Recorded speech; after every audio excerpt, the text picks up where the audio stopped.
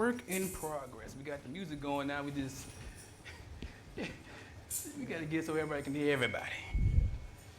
You need to turn me down, or somebody need to get turned down.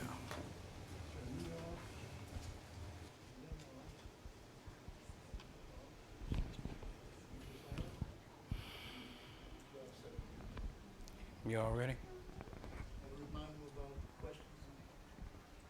Yeah. They.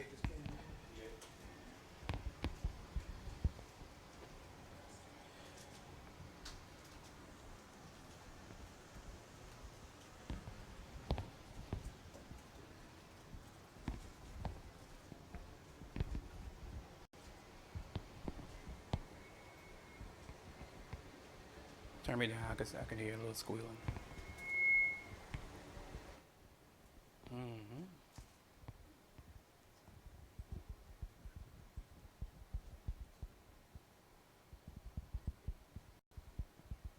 All right.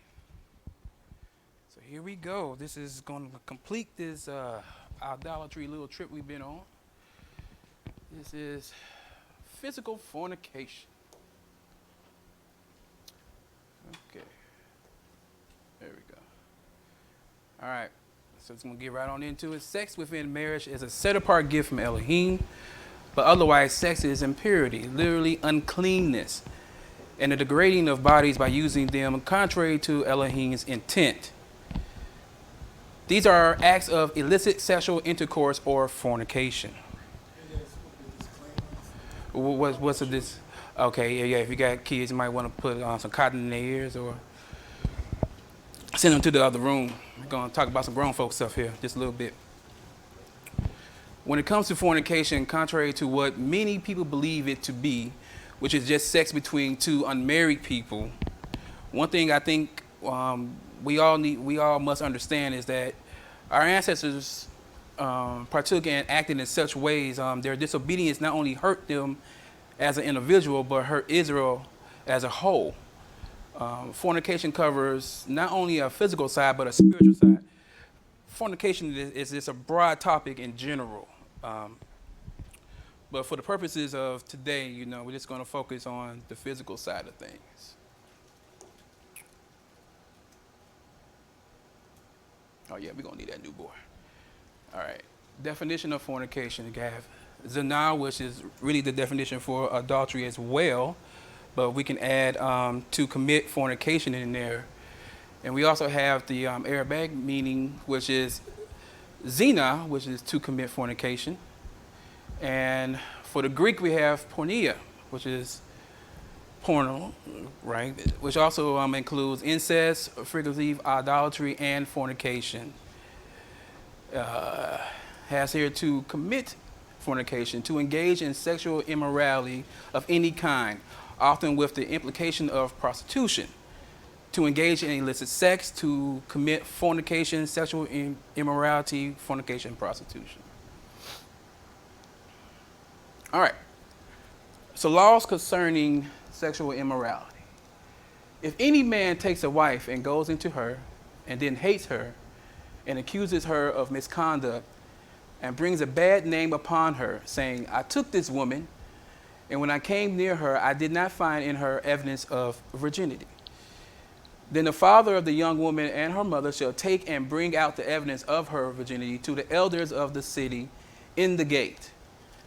And the father of the young woman shall say to the elders, I gave my daughter to this man to marry, and he hates her. And behold, he has accused her of misconduct, saying, I did not find in your daughter evidence of virginity. And yet this is the evidence of my daughter's virginity. And they shall spread the cloak before the elders of the city. Then the elders of that city shall take the man and whip him. And they shall fine him 100 shekels of silver and give to the father of the young woman, because he has brought a bad name upon the virgin of Israel. And she shall be his wife. He may not divorce her all his days. But if the thing is true, that the evidence of virginity was not found in the young woman, then they shall bring out the young woman to the door of her father's house. And the men of her city shall stone her to death with stones, because she has done an outrageous thing in Israel by whoring in her father's house. so you shall purge the evil from your midst. All right, any questions so far? Just give you a little brief introduction on this thing. So when it comes to that chapter, this is in relation to the Hebrew word bethlehem, which is virginity, i.e. the state of being female virgin, proof of virginity. Token, i.e. cloth with blood, proving that a woman is in fact a virgin on the first marriage night. So when they were talking about the cloak, they were talking about a sheet that's supposed to be on the bed during the first marriage night. If it had blood on it, then that was proving that she was a virgin. So if it didn't, then you know something else went down. This likely refers to a suspicion of sexual activity prior to marriage based on the initial act of marital intercourse not resulting in bleeding. This also goes along with what the Mashiach said concerning divorce. It was also said that whoever divorces his wife, let him give her a certificate of divorce. But I say to you that everyone who divorces his wife, except on the ground of sexual immorality, fornication, makes her commit adultery, and whoever marries a divorced woman commits adultery. All right.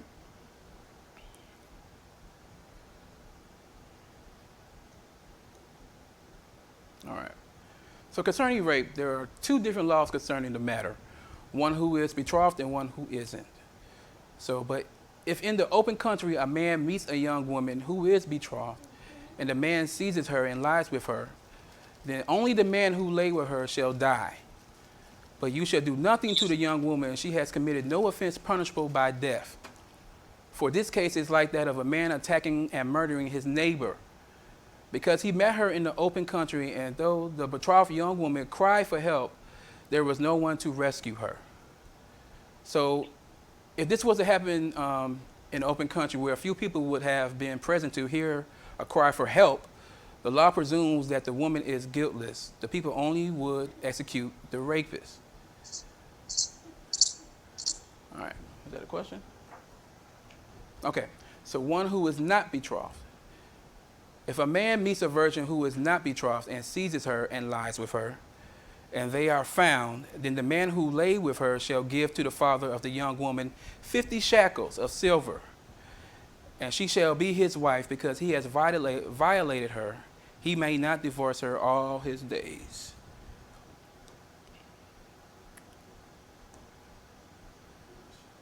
All right. So if a man seduces a virgin who is not betrothed and lies with her, he shall give the bride price for her and make her his wife. If the father utterly refuses to give her to him, he shall pay money equal to the bride price for the virgins. So here in this verse, as the violated woman's father must let the guilty man marry his daughter. The price of 50 shekels compensates for a normal bride price. In the ancient Near East, the husband paid this bride price in compensation for the loss of a daughter's work value in the family unit. The girl's sexual victimization was a serious obstacle towards finding a husband for her, thus increasing the likelihood that the father would never receive the full bride price. This also refers to a sum of money paid to the bride's father to cover the loss, since he is unable to offer her to other suitors. Occasionally, the bride price was paid by acts of service. Suitors paid the mahar or purchase price of the wife under the assumption that the girl was a virgin. Who did that? Anybody can remember? Anybody who did that? Think about it. He had two of them. He had to work for two of them. Yahuah. Okay, there you go. All right. No worries. Y'all need to wake up. No, I was playing. If a woman lost her virginity, she would have difficulty finding a husband, and the potential bride price would be lost as well. All right, I know I said no questions, but any questions so far? All right. 50 shekels was the bride price. What's that current to today? I'm going to find that out in October. All right. When I go. I know, it's influence. I know it's inflation, I know. It's safe to say that any sexual act that preceded any agreement between the families of the two parties involved was unlawful and thus punishable. As stated last week, there has to be some type of agreement or commitment involved in order for this type of union to be righteous in the eyes of the Father. We can also see that from this chapter, it was almost impossible to get away with having sex without something being in place due to the fear of being either humiliated or punished to death for disobeying the father's law. It can also be noted that any man that slept with a woman that did not come to an agreement with the father of said woman had to pay a bride price in order to not bring shame upon the woman. Another reason the father put such laws in place was because, just like with idolatry and physical or spiritual adultery that we have been going over, the father didn't want our ancestors engaging in acts that would disobey him and ultimately take them away from him. So these are all provisions that he put in place just so all this wouldn't happen, but it still did happen kind of, didn't it? So now we're going to come to seduction. Seduction is a deliberate enticement or persuasion of someone into the abandonment of set-apart principles. Scripture speaks of both sexual and spiritual seduction. And I guess Moreh ain't gonna have nothing to say about the picture. So, okay, we're just gonna keep on going. My son, keep my words and treasure up my commandments with you. Keep my commandments and live. Keep my teaching as the apple of your eye. Bind them on your fingers. Write them on the tablet of your heart. Say to wisdom, you are my sister, and call insight your intimate friend, to keep you from the forbidden woman, from the adulteress with her smooth words. For at the window of my house I have looked out through my lattice, and I have seen among the simple, I have perceived among the youths, a young man lacking sense, passing along the street near her corner, taking the road to her house, in the twilight, in the evening, at the time of night and darkness. And behold, the woman meets him, dressed as a prostitute, wildly out of heart. She is loud and wayward. Her feet do not stay at home. Now in the street, now in the market, and at every corner she lies in wait. She seizes him and kisses him, and with a bold face she says to him, I had to offer sacrifices, and today I have paid my vows. So now I have come out to meet you, to seek you eagerly, and I have found you. I have spread my couch with coverings, colored linens from Egyptian linen. I have perfumed my bed with myrrh, aloes, and cinnamon. Come, let us take our fill of love till morning. Let us light ourselves with love. For my husband is not at home. He has gone on a long journey. He took a bag of money with him. At full moon he will come home. With much seductive speech she persuades him. With her smooth talk she compels him. All at once he follows her, as an ox goes to slaughter, as a stag is caught fast, till an arrow pierces his liver, as a bird rushes into a snare. He does not know that it will cost him his life. Basically he's saying that, you know the old saying, everything that glitters isn't gold. And you have to learn self-control in certain situations. Could you imagine being 18 and hearing her say all those words? Yeah. You just think about it. You when we go back and read it again, so you can think about an 18-year-old. Like, yeah, you right. Yeah. 25 too. 45. You know, if she got them eyes. Hold on. Wait. Ain't no way to No. Look at them eyes. She got them eyes. Yeah. What you said? Yeah, I hear you. Cinnamon. And Yahuah spoke to Moses, saying, speak to the people of Israel and say to them, I am Yahuah your Elohim. You should not do as they do in the land of Egypt, where you live, and you should not do as they do in the land of Canaan, to which I am bringing you. You should not walk in their statutes. You should follow my rules and keep my statutes and walk in them. I am Yahuah your Elohim. You shall therefore keep my statutes and my rules. If a person does them, he shall live by them. I am Yahuah. The sexual standards for Israel are presented as a direct contrast with those of Egypt and Canaan. In this way, Yahuah references Israel's past and future and reinforces the idea that Israel is to stand apart from any other nation that isn't set apart. Again, he's doing all this to try to keep people from doing the abominations that all the other nations were doing. All right, so we're going to get into some of the acts. Yeah, there's no picture for that. Bestiality, and you shall not lie with any animal, and so make yourself unclean with it. Neither shall any woman give herself to an animal to lie with it. It is perversion. Whoever lies with an animal shall be put to death. If a woman approaches any animal and lies with it, you shall kill the woman and the animal. They shall surely be put to death. Their blood is upon them. Cursed be anyone who lies with any kind of animal, and all the people shall say, Amen. Maybe we can go past that. Right? That's kind of self-explanatory. All right. You go another problem. Incest, uncovering your father's nakedness. Exposed nakedness.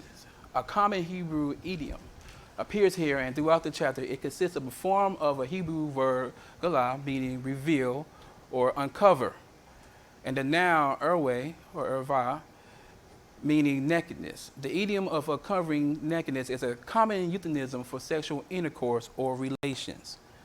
The general command here to not uncover nakedness of close relatives is elaborated in the following verses that spell out exactly who is part of the class of close relatives. All right, so if a man takes his sister, a daughter of his father, or a daughter of his mother, and sees her nakedness, and she sees his nakedness, it is a disgrace. And they shall be cut off in the sight of the children of their people. He has uncovered her sister's nakedness, and he shall bear his iniquity. We're going to define what nakedness is in a minute. If we can get to it. All right. None of you shall approach any of his close relatives to uncover nakedness. I am Yahuah. You shall not uncover the nakedness of your father, which is the nakedness of your mother. She is your mother. You should not uncover her nakedness. You shall not uncover the nakedness of your father's wife. It is your father's nakedness. So what's the difference between the mother and the wife? I mean, it could be a situation where there's You need a mic? Huh? Somebody said you need a mic? Oh, okay. I was just saying it could be a situation where there's sister wives, like pretty much with the 12 tribes, okay? Obviously, he had several wives, but one could be Rachel's child and the other one could be Leah's child. Yes. So, All right. Everybody agree? All right. It is your father's nakedness. You should not uncover the nakedness of your sister, your father's daughter, or your mother's daughter, whether brought up in the family or in another home. You should not uncover the nakedness of your son's daughter or of your daughter's daughter, for their nakedness is your own nakedness. You should not uncover the nakedness of your father's wife's daughter, brought up in your father's family, since she is your sister. You should not uncover the nakedness of your father's sister. She is your father's relative. That's your auntie. You should not uncover the nakedness of your mother's sister, for she is your mother's relative. That's your other auntie. You should not uncover the nakedness of your father's brother, and that is your uncle. That is, you shall not approach his wife. That is your aunt as well. She is your aunt.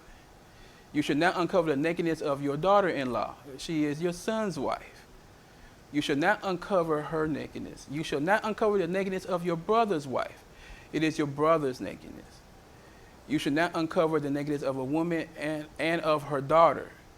And you shall not take her son's daughter or her daughter's daughter to uncover her nakedness. They are relatives. It is the privity.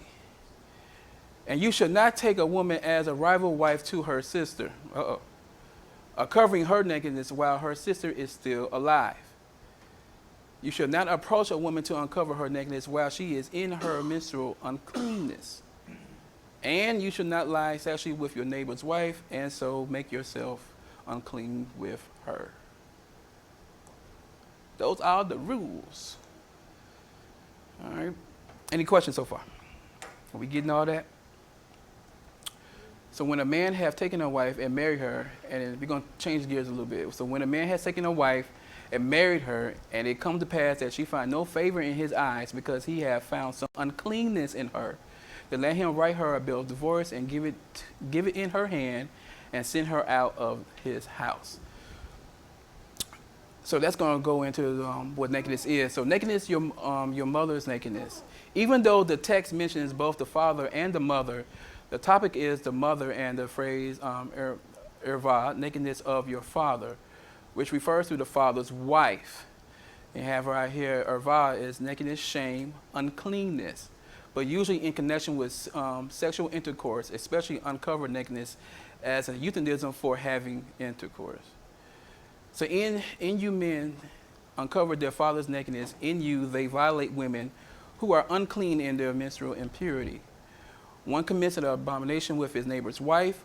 Another lewdly defiles his daughter-in-law. Another in you violates his sister, his father's daughter. It is reported commonly that there is fornication among you, and such fornication as is not so much as named among the Gentiles, that one should have his father's wife. And that was from Paul. All right. Now we get to prostitution. Do not defame your daughter by making her a prostitute, lest the land fall into prostitution and the land become full of depravity. None of the daughters of Israel shall be a cult prostitute, and none of the sons of Israel shall be a cult prostitute. You shall not bring the fee of a prostitute or the wages of a dog into the house of Yahuah your Elohim in payment for any vow, for both of these are an abomination to Yahuah your Elohim. You should not marry a prostitute or a woman who has been defiled. Neither shall they marry a woman divorced from her husband, for the priest is set apart to Elohim. And we got some definitions here when it comes to,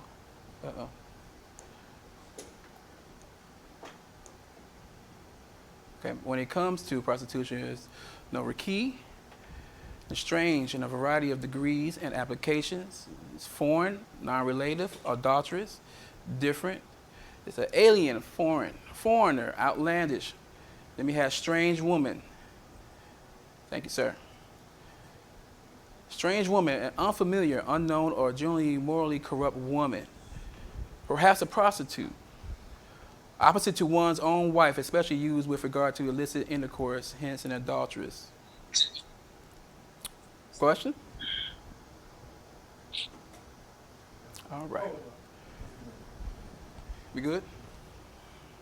All right. All right. Here comes the one that everybody talks about. Homosexuality and sodomy. Sexual relations between people of the same sex. The biblical emphasis upon the loving union of a man and female as an integral part of Elohim's creation ordinance establishes a context against which the center of homosexuality practice is to be set. Then Yahuah Elohim said, it is not good that a man should be alone. I will make him a helper fit for him. Now, out of the ground, Yahuah Elohim has formed every beast of the field and every bird of the heavens of Shamaim, and brought them to the man to see what he would call them. And whatever the man called every living creature that was his name, the man gave names to all livestock and to the birds of the heavens, Shamaim, and to every beast of the field. But for Adam there was not found a helper fit for him. So Yahuah Elohim caused a deep sleep to fall upon the man, and while he slept, took one of his ribs and closed up its place with flesh. And the rib that Yahuah Elohim had taken from man, he made into a woman and brought her to the man. Then the man said, This at last is bone of my bones and flesh of my flesh. She shall be called woman, because she was taken out of man. Therefore a man shall leave his father and his mother and hold fast to his wife, and they shall become one flesh. You shall not lie with a male as with a woman is an abomination. If a man lies with a male as with a woman, both of them have committed an abomination. They shall surely be put to death. Their blood is upon them. All right, so story time. First story we got is Give Us Crime. And this is just like what happened after Sodom and Gomorrah. You're going to see the correlation to it once we get into it here. As they were making their hearts merry, behold, the men of the city, worthless fellows, surrounded the house, beating on the door. And they said to the old man, the master of the house, bring out the man who came in your house, that we may know him. And the man, the master of the house, went out to them and said to them, no, my brothers, do not act so wickedly, since this man has come into my house. Do not do this vile thing. Behold, here are my virgin daughters and his concubine. And when he's saying his, he's meaning the actual guy that came to his house. Let me bring them out now. Violate them and do with them what seems good to you, but against this man do not do this outrageous thing. But the men would not listen to him. So the man seized his concubine and made her go out to them. And they knew her and abused her all night until the morning. And as the dawn began to break, they let her go. As the morning appeared, the woman came and fell down at the door of the man's house where her master was until it was light. The account draws on the episode of Sodom in Genesis 19, which we will read in a moment. The story shows that Gibeah of Benjamin had become like Sodom. The accounts in the chapter 19 to 21 emphasizes the moral degradation of Israelite society that occurred when there was no centralized civil authority in Israel.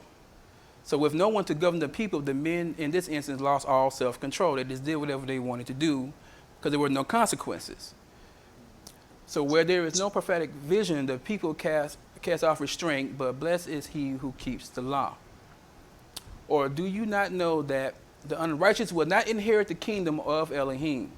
Do not be deceived, neither the sexual immoral, nor idolaters, nor adulterers, nor men who practice homosexuality. So in modern times, a transformation should occur when someone chooses to follow the Mashiach. People should not continue in their former sinful ways of life. There's no room for being wayward. Either you're a part of the light or the darkness. Take your pick. All right.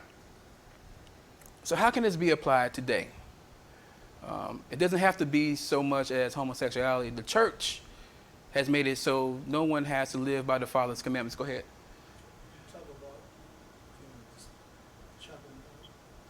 No, I didn't go to. Somebody's asking about that. Okay. We can talk about it if you want to. All right. The church has made it so no one has to live by the Father's commandments. The church is doing just the opposite of what was going on during this period of time. Sure, they are the governing body for religion, but just like back during this time in Gibeah, they are letting the people do what they want, whenever they want, for the most part. Look at what Obama did. Now, everybody loves Obama, but when he was in office, he orchestrated this whole thing for the LGBT. He made it possible to set to pass all these laws to allow such sinful and abominable behavior. This is why they feel so empowered right now, messing with the children, having this stuff exposed to them at such an early age. Is there anything else we can think of that will represent what's going on here today in the modern day?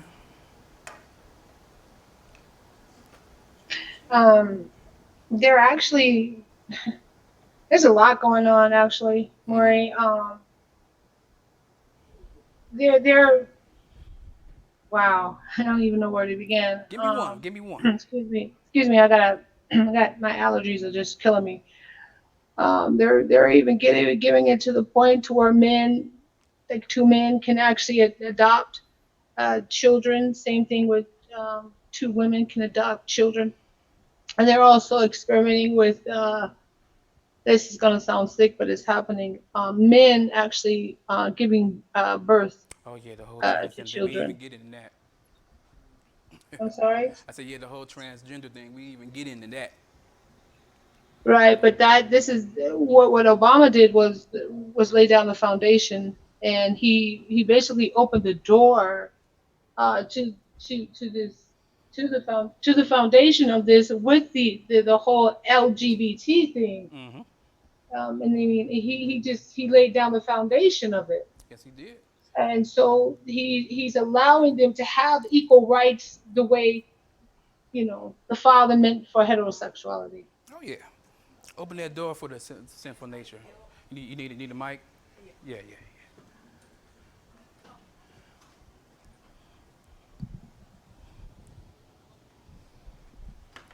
It was just a side note that it's not even LGBT anymore. It's like LGBT and a bunch of other X, letters Y, Z, and C, everything. 1, 2, 3, 4.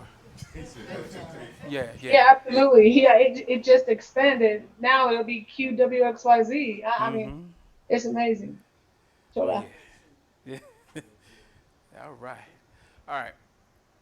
So let's get into Sodom and Gomorrah. Yeah, everybody loves this story, right? You weren't supposed to agree to that.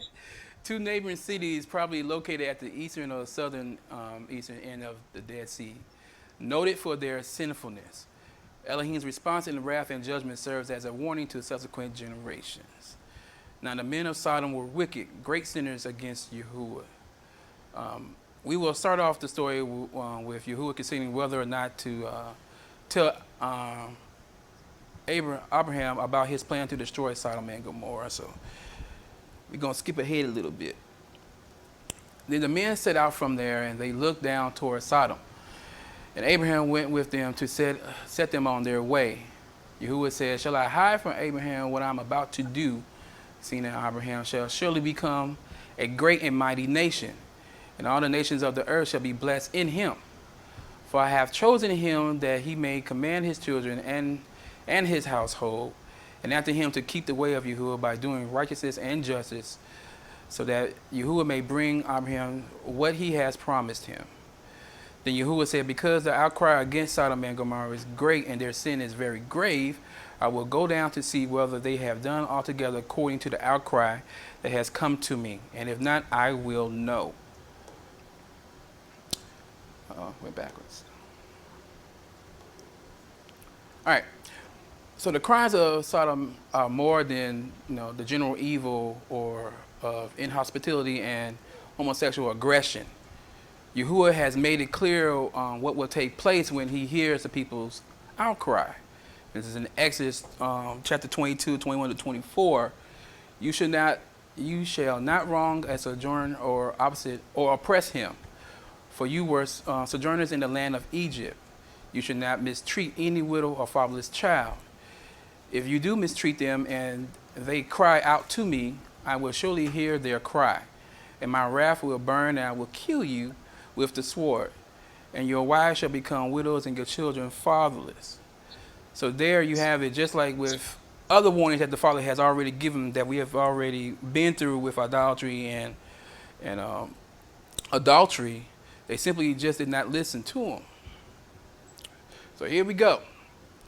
So the men turned from there and went toward Sodom, but Abraham stood still before Yahuah. Then Abraham drew near and said, "Will you indeed sweep away the righteous with the wicked? Suppose there are 50 righteous within the city. Will you then sweep away the place and not spare it for the 50 righteous who are in it? Far be it from you to do such a thing, to put the righteous to death with the wicked, so that the righteous fare as the wicked. Far be that from you. Shall not the judge of all the earth do what is just?" And Yahuah said, "If I find as Sodom 50 righteous in the city, I will spare the whole place for their sake." Abraham answered and said, "Behold, I have undertaken to speak to Yahuah. Who am I but dust and ashes? Suppose 5 of the 50 righteous are lacking. Will you destroy the whole city for lack of 5? And he said, "I will not destroy it if I find 45 there." And again he spoke to him and said, "Suppose 40 are found there." He answered, "For the sake of 40 I will not do it." Then he said, "Oh, let not Yahuah be angry, and I will speak. Suppose there are 30 found there." He answered, "I will not do it if I find 30 there." He said, "Behold, I have undertaken to speak to Yahuah. Suppose 20 are found there." He answered, "For the sake of 20 I will not destroy it." Then he said, "Oh, let not Yahuah be angry, and I will speak again to this once. Suppose suppose 10 are found there." He answered, "For the sake of 10 I will not destroy it." And Yahuah went his way when he had finished speaking to Abraham, and Abraham returned to his place. Any questions so far? You're going here. He just said enough of what's about to happen. Any questions? All right. Yahuah rescues Lot. The 2 angels of Malachim, commonly called messengers, came to Sodom in the evening, and Lot was sitting in the gate of Sodom. When Lot saw them, he rose to meet them and bowed himself with his face to the earth and said, "My sovereigns, please turn aside to your servant's house and spend the night and wash your feet. Then you may rise up early and go on your way." They said, "No, we will spend the night in the town square." But he pressed them strongly, so they turned aside to him and entered his house. And he made them a feast and baked unleavened bread, and they ate. But before they lay down, the men of the city, the men of Sodom, both young and old, all the people to the last man, surrounded the house. And they called to Lot, "Where are the men who came to you tonight? Bring them out to us that we may know them." And where did we just hear this from? Lot went out to the men at the entrance, shut the door after him, and said, "I beg you, my brothers, do not act so wickedly. Behold, I have 2 daughters who have not known any man. Let me bring them out to you, and do to them as you please. Only do nothing to these men, for they have come under the shelter of my roof." But they said, "Stand back." And they said, "This fellow came to sojourn, and he has become the judge. Now we will deal worse with you than with them." So they were really mad at Lot now, because he was like, "So you just gonna come in our city and try to tell us what to do?" So now instead of us taking out our frustration on the other men, we're gonna come here and do something to you. And they drew near to break the door down, but the men reached out their hands and brought Lot into the house with them and shut the door. And they struck with blindness the men who were at the entrance of the house, both small and great, so that they wore themselves out, groping for the door. Then the men said to Lot, "Have you anyone else here, son-in-law, sons, daughters, or anyone you have in the city? Bring them out of this place. For we are about to destroy this place, because the outcry against its people has become great before Yahuah, and Yahuah has sent us to destroy it." So Lot went out and said to his sons-in-law who were to marry his daughters, "Up, get out of this place, for Yahuah is about to destroy the city." But he seemed to his sons-in-law to be jesting. As morning dawned, the angels urged Lot, saying, "Up, take your wife and your 2 daughters who are here, lest you be swept away in the punishment of the city." But he lingered. So the men seized him and his wife and his 2 daughters by the hand, Yahuah being merciful to him, and they brought him out and set him outside the city. And as they brought them out, one said, "Escape for your life. Do not look back or stop anywhere in the valley. Escape to the hills, lest you be swept away." And Lot said to them, "Oh no, my sovereigns, behold, your servant has found favor in your sight, and you have shown me great kindness in saving my life. But I cannot escape to the hills, lest the disaster overtake me and I die. Behold, this city is near enough to flee to, and it is a little one. Let me escape there. Is it not a little one? And my life will be saved." He said to him, "Behold, I grant you this favor also, that I will not overthrow the city of which you have spoken. Escape there quickly, for I can do nothing till you arrive there." Therefore the name of the city was called Zoar, which means little.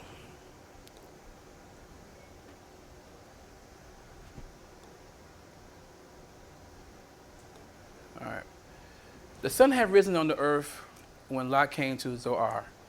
Then Yahuah rained on Sodom and Gomorrah sulfur and fire from Yahuah out of heaven.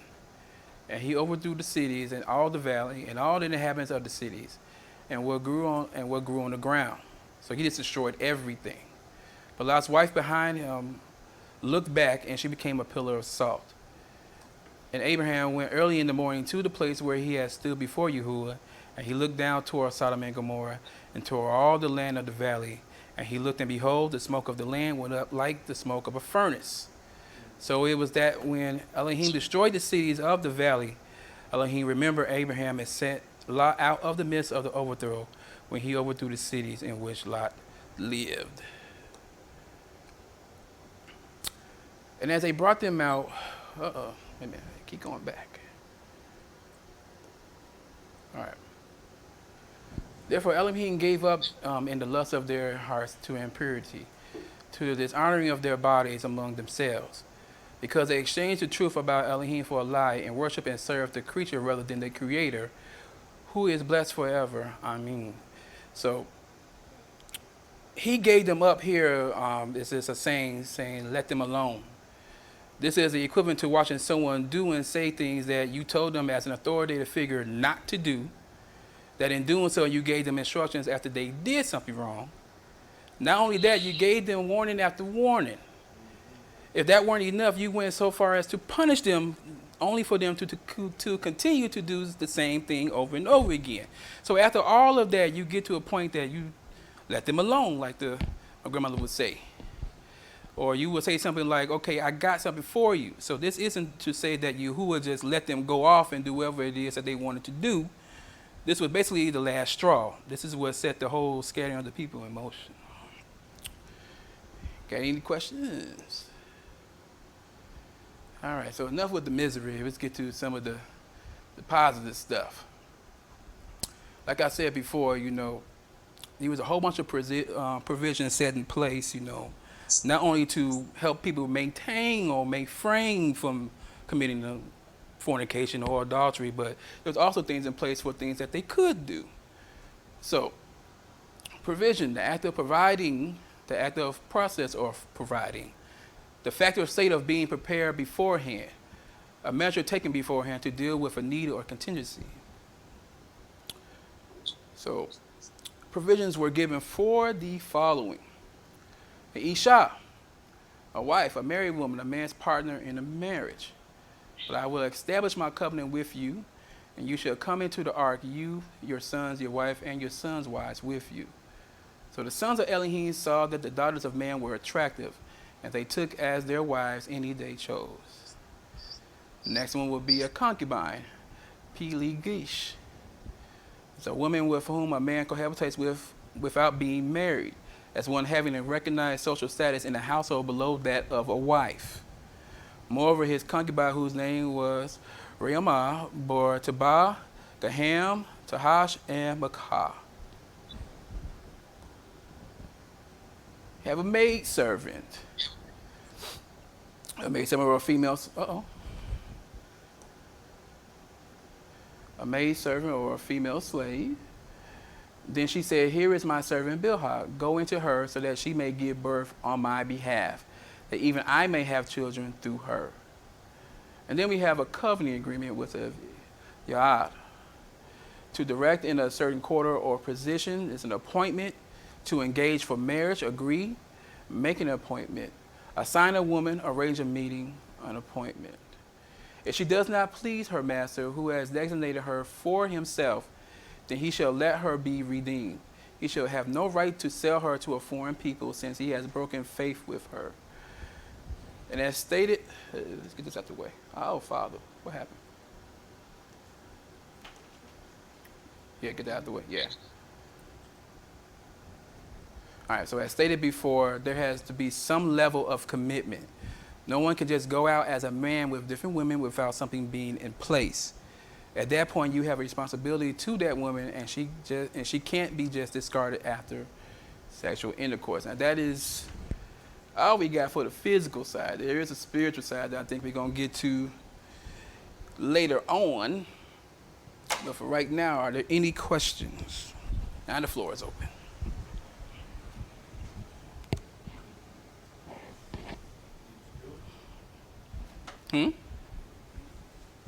No. So essentially, one of my questions is, I think I pretty much answered it in that last slide where you were covering, where it was talking about the concubine, because that was my question. What was the difference between like a concubine and like a prostitute? So essentially, what you're saying is that it's the agreement. The concubine is there in the household. She's being taken care of. She has a lesser status than the wife, and so on. But the trade-off there is that she actually does have relations with the man. Remember that? Whereas a prostitute is just that one night and then she's discarded. Right. Remember Yahuah said you can't pay for it, basically. Right. Okay. Yeah, but also just be mindful. They didn't view it as status, like she was a higher or lower status. It was a position needed for the house, and but like you said, it's with a concubine. Hypothetically, if you had, let's say you're in your Isha, you guys got some land, and you guys are doing well. You got maybe 2 cows, 2 horses, and 1 pig. Just some people have to piggyback on things, right? So then, what winds up happening later is you wind up having 1,000 horses and 1,000 pigs and 1,000 lambs, and because you're like, wow, this is a lot. and it's just us, and I need my house to grow faster, then this person will be utilized. You'll go out and say, okay, this is one of the ways we can do this. We can get a handmaiden, you can do this, you can do that, you can have a concubine. But the point of it is to increase your house and increase the thing that's happening. So it's more or less, they're not being rated though as like she's the lesser or the greater. We know that the Isha is the one that's one to you. But I'm saying in general, they wouldn't view it as, well, you're lesser than me. Now, if she gets beside herself, such as getting into Hagar and things like that, whereas, so it says, he tells Hagar, return to your mistress, right? So you return to her, and then she still act up. And he said, listen to your Isha and send her out. But, he had the right to do so in that particular situation there. But that's one thing I guess I would share. And the difference, I said concubine, and for someone that's prostitution, realistically has, as Moreh, there's no agreement. This thing is done in secret. It's pretty nasty, And not only that, dealing with money. What is he gaining from that in the fornication? What is he doing with her? All that is just, I want to satisfy a lustful position at that moment in time, and then go about his or her business. That has nothing to do with Scripture. Scripture does things just about with every agreement or covenant or vow or oath. Notice the Father does things concretely, not the way that they were doing it, such as Tamar and Yahuah when they did that. Always has to be some responsibility. All right, we have. You Can everybody hear me? Okay. We have 3 questions, so I'll start with the first one. As long as the two have an agreement, it is not considered fornication.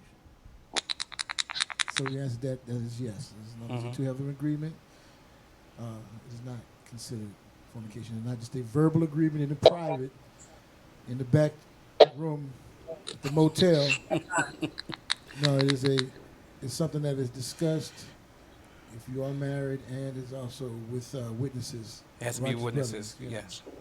You're taking this person into your home and be a part of your household. Is there a contract? Yes, you said there is a contract for the concubine. Yes, there's going to be an agreement, and she knows her responsibilities and duties within the home, what is expected of her. I think that answers both of them. Well, he got a mic. Yeah. Also, keep in mind, I know that one of the questions a couple of weeks ago was about men just sleeping with a woman, right? Like, in other words, fornication is basically, a woman can't do it, but a man can. That's traditionally was said, through some groups. And that's not true. In other words, man just can't sleep around with women, and there's no agreements. So in other words, and why is that? The answer, one of the answers I'll give is because you can defile that woman that could be waiting on the right man for her. Right? So you don't want to be defiling somebody. It's, oh, we'll just do this until the right man comes. Oh, then she can. Then you're making like the daughters of Zion's whores. You know what I mean? So you don't want to do that. So a man can't just sleep around because he just feels like it.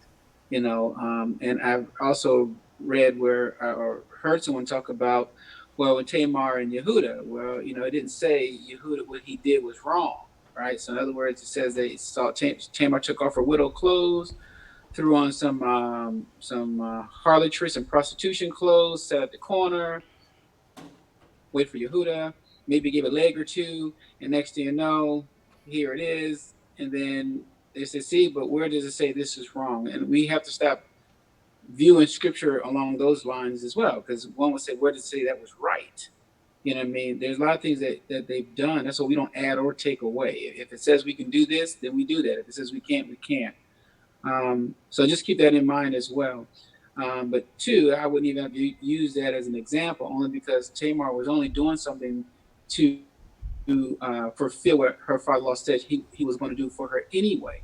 So in other words, her purpose was not the purpose of any other person that just sleeps around anyway. The last question that I've received so far. Would you have a concubine without having a wife? where a concubine would be considered a wife. Okay, is that the question? Can you have one? Yeah, can you have a concubine without having a wife? And Gibeon, Gibeon, Well, that's the question probably would be the purpose. Right. uh, you don't find that. In other words, I don't want no responsibilities. I just want this on the side and call it a Mm-hmm. day. If that's what we're referring to, I'm not sure exactly, unless they're no, asking for, let's say, you have to do it a rightfully. scriptural Understand? example. But normally, like for example, Levites, you were reading Judge, for example, they had concubines, but they were married. But a single man, for an example, as he grows, he would want to have an isha. If he's going to strictly stick by the makings of things in the Torah, he would want to have an isha. If things get a certain place, then he would desire to have a concubine. It would be because of the growth of something, not the lack thereof. So I would simply say that you don't really find it that way in Scripture. At least I haven't found it that way in Scripture, where a man just single and let me just find that I can use, and then after that, hey, have a good day. That I've never read that from that angle. I think the confusion came in is, during the story. We know that the Levite took the concubine, not the wife. So everybody's thinking that that's all he had, when that wasn't the truth. He was just going through somewhere, and he just took the concubine with him and not the wife. What are one of the main differences between an isha and a concubine? Okay, so is that a question? Yes.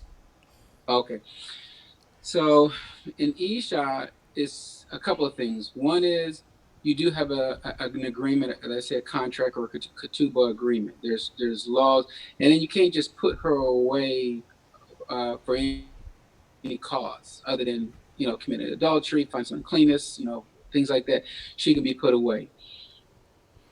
Um, versus someone that, let's such as, and I know we haven't went over this yet, but I know some people look at it this way. So I hope I'm not stepping on any toes or any future lessons. But most people would think that, for example, Hagar was Abraham's Isha, because it says in the King James or in some translations it says wife, right? It says, and then when you look that word up, the same word for wife is the same word for woman. Both of those are the same Hebrew words. However, notice that when the messenger told Hagar to return to who? To her husband? To Or did he say Sarah. return to your mistress? So notice what's happening there. But without getting into more of the definitions of it, the wife, for an example, she becomes one, or a chad, with him. They become literally one. The concubine, on the other hand, is there for service. You can let a concubine go after a certain amount of time.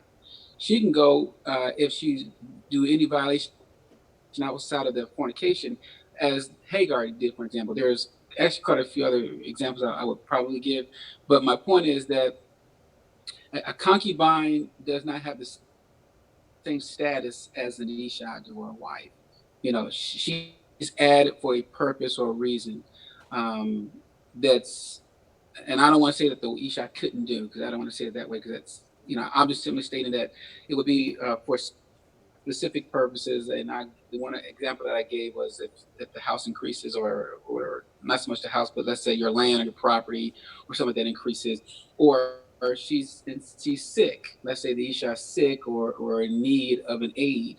They would do that too. So I tell people, stop. We would not just look at the word concubine, but define the word concubine. If you ever look that word concubine up, notice it's also someone that's like a maid or a servant of someone to help out.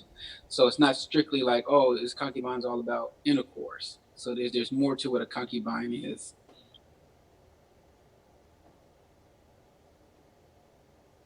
All right. Another question coming off of YouTube. Do you think it's unclean for a man to marry a woman with children? In today's No, society, no. I mean, in Deuteronomy, for example, chapter 24. Remember, it talks about how you can give her a bill of divorce, send her out your house. You found some uncleanness, and then it says she can become another. So it doesn't make her unclean. No, I think you misunderstood. Do you think it's unclean for a man to marry a woman who already has children? No. So the reason I'm saying that is because suppose the woman that he puts away Okay. has children. Can she become another?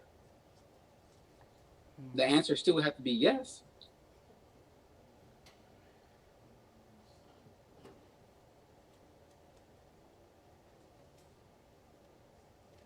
Okay. Does multiple wife or plural marriage have to be in the ketubah or the marriage contract beforehand? Does kind of low? So you're saying, if I'm hearing you right, does a multiple, another wife, Yeah. have to Does be does in an yeah, agreement in the ketubah? Does it beforehand? have to be specific in the ketubah when a man agrees to marry a woman?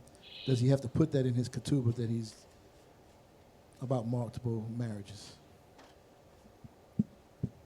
No. So the fast answer is no. He doesn't have to. The tuba is specifically an agreement between those two. It's a contract. It's actually a literal marriage contract between the two. So they don't have to put that in there. I would stress that they would talk about it for sure, and they should educate themselves on it.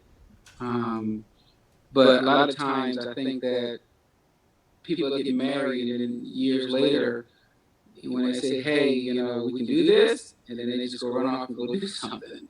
No education, no nothing. They just go do it, and it causes turmoil and stuff like that. But to have that specifically in the ketubah, no. That, in other words, if you want to know where the word ketubah is, for the word ketub in its masculine form, you'll find it in Shemot, Exodus chapter 24.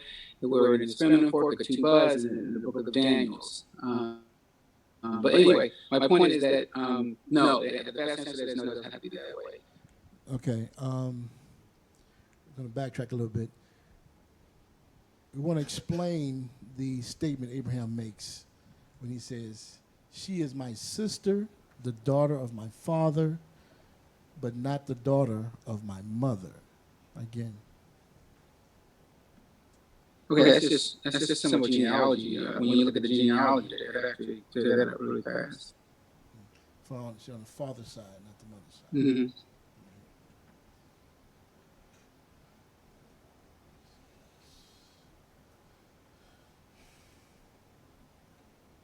Okay. Well, we're going to have to go over what goes into a marriage contract.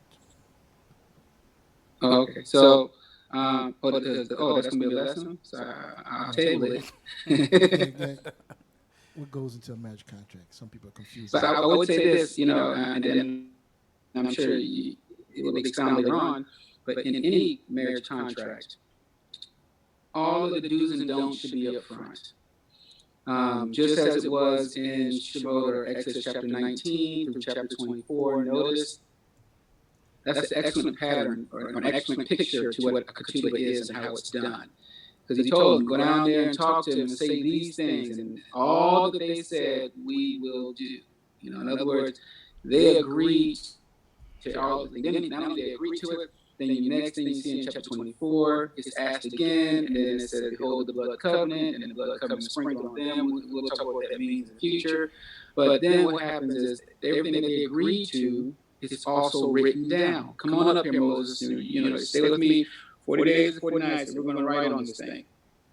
Right? And it goes into all kinds of the commands and Torah, meaning there's commandments and there's instructions. It's not just a command. There's instructions. The word Torah, as everyone knows, means instructions.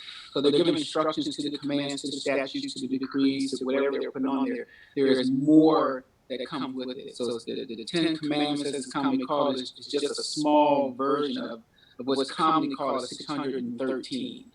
Those are including instructions and decrees and statutes and things like that. But that grows. In other words, I'll be going too far. So my bad. So I'll stop there. But whenever you guys are going to do that, that'd be great. Okay, that's it. All right. If all hearts and minds are closed, can you close us out, sir? Mm-hmm. Yeah, you. Yeah.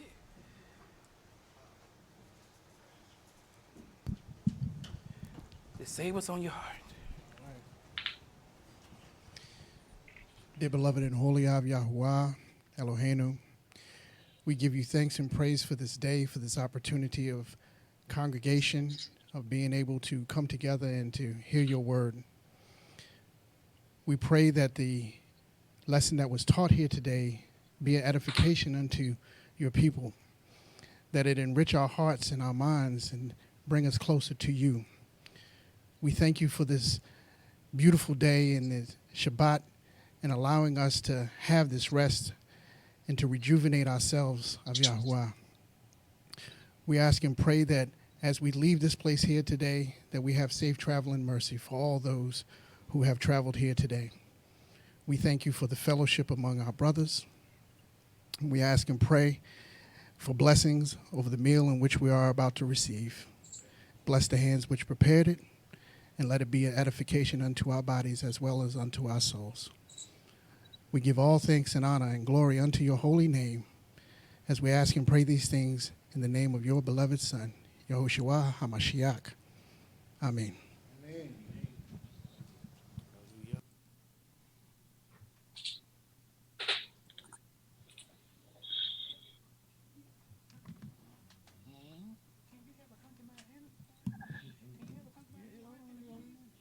All right. I guess we can watch. You can watch